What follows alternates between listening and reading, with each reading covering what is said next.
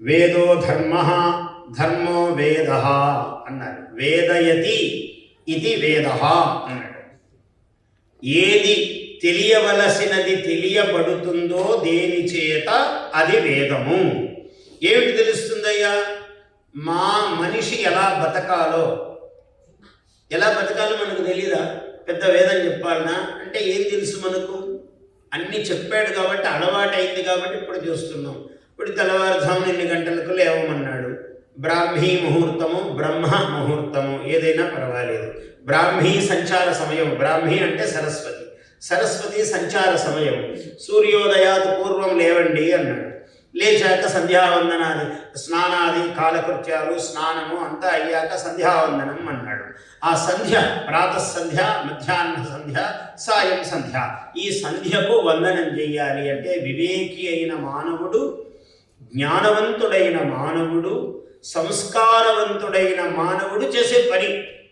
వేరే వాడికి స్నానం ఉండదు, సంధ్య ఉండదు. ఈ సంస్కారము భారతదేశానికి విశేషమైనది. కర్మ సంస్కారము ఉన్నది. ఈ సంస్కారాలు తెలిపేది వేదం. ఆ వేదమునే ధర్మము అన్నాడు.